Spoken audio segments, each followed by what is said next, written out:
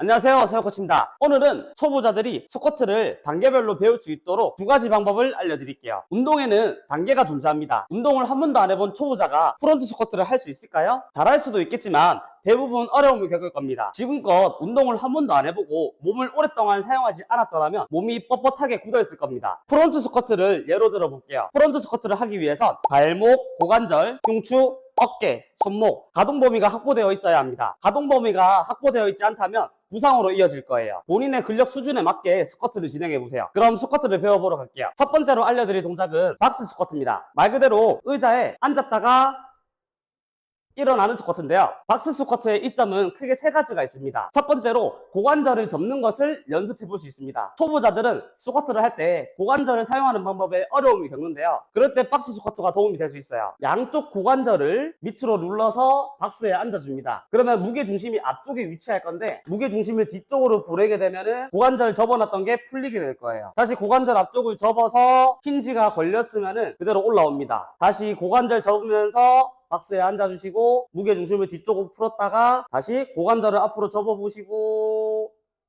올라오시는 거예요. 앉고 풀고 접고 올라오고 이렇게 네 가지 패턴으로 연습할 수 있습니다. 박스 스쿼트의 두 번째 이점은 엉덩이 근육의 긴장이 풀렸다가 다시 힘을 줘서 올라와야 된다는 건데요. 스쿼트 하강 시 엉덩이와 허벅지 근육이 늘어나기 시작하는데요. 그때 의도적으로 빠르게 내려가게 되면 근육에 붙어있는 근방추라고 하는 녀석이 근육의 길이를 감지하고 반사적으로 수축하게 합니다. 그렇기 때문에 하단에서 신장 반사가 만들어지게 되는 건데요. 초보자 때는 이러한 반동을 이용한 기술이 아닌 동작 자체에 집중을 하셔야 합니다. 그런 점에서 박스 스쿼트는 좋은 방법이 될 겁니다. 의자에 앉았을 때 근육의 긴장이 풀리게 됩니다. 즉 반동이 없어지는 것이죠. 다시 힘을 제로 베이스에서 사용해서 올라와야 합니다. 박스 스쿼트의 세 번째 이점은 부상의 위험이 적은 것인데요. 스쿼트를 깊게 앉기 두려운 분들이 있을 겁니다. 하지만 바닥에 의자가 세팅되어 있기 때문에 큰 두려움 없이 앉을 수 있을 거예요. 박스의 높이를 두 가지 방법으로 이용을 해보세요. 첫 번째는 하프 스쿼트 방법인데요. 의자에 앉았을 때 엉덩이 관절이랑 무릎 관절이 수평이 되게 하거나 아니면 엉덩이 관절이 조금 더 높게 오는 위치를 설정해 주시면 됩니다. 하프 스쿼트가 될 수 있는 위치에다가 설정을 해주시고 스쿼트 할 수 있도록 스탠스를 벌려주시고 양쪽 고관절을 접어서 박스에 앉아주시고 접혀있던 고관절을 뒤로 풀었다가 다시 고관절 앞쪽을 접어서 올라오면 됩니다. 두 번째 방법은 풀 스쿼트 방법입니다. 풀 스쿼트는 앉았을 때 무릎 관절보다 엉덩이 관절이 아래로 오는 것을 풀 스쿼트라고 합니다. 하지만 풀 스쿼트는 가동 범위를 많이 요구하기 때문에 내려갔을 때 허리가 말리지 않는지 확인하고 진행해주세요. 풀 스쿼트 동작이 나오기 위해서는 발목이랑 고관절이랑 몸통을 지탱하고 있는 안정성이 확보가 되어 있어야 합니다. 하지만 박스 스쿼트 방법으로 진행하기 때문에 큰 어려움이 없을 거라 생각합니다. 3세트 10회를 할 수 있도록 해보시고요. 만약 하프 스쿼트를 했을 때 10회가 쉽다 그러면은 박스 높낮이를 줄여서 풀 스쿼트로 연습을 해보시고요. 풀 스쿼트로 10번이 쉽다 그러면은 무게를 들고 한번 진행을 해보세요.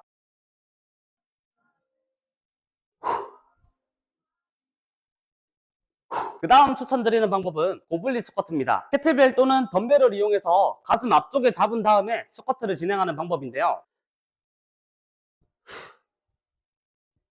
고블린 스쿼트를 했을 때 장점은 두 가지가 있습니다. 첫 번째, 캐틀벨을 앞쪽에 잡고 진행하게 될 경우 무게중심이 앞쪽에 위치하기 때문에 훨씬 더 편안한 스쿼트가 만들어질 겁니다. 두 번째는 캐틀벨을 앞쪽에 잡고 진행하기 때문에 상체 근육의 개입도가 올라가게 됩니다. 백 스쿼트를 볼게요. 바벨을 등에 짊어 매고 있기 때문에 상체 앞쪽 근육의 개입이 적어지게 됩니다. 반대로 고블린 스쿼트를 볼게요. 고블린 스쿼트의 경우 캐틀벨을 잡고 있는 악력부터 시작해서 이두근과 가슴 근육과 상체 모든 근육들이 개입되는 것을 볼 수 있을 겁니다. 만약에 집에서 홈 트레이닝으로 하려고 하는데 캐틀벨이나 덤벨이 없는 사람도 있을 겁니다. 그럴 경우 베어 허그 스쿼트를 진행해 보세요. 베어 허그 스쿼트란 이런 샌드백이나 책가방 같은 거를 가슴 앞쪽에 잡아주신 상태에서 진행하시면 되는데요. 가방이나 샌드백을 끌어안게 되면은 고블린 스쿼트와 마찬가지로 상체 앞쪽에 위치한 근육의 개입도가 올라가게 됩니다. 무게를 앞쪽에 잡고 있기 때문에 무게중심이 앞쪽에 위치하게 되는데요. 그렇기 때문에 훨씬 더 편안한 스쿼트가 만들어질 겁니다.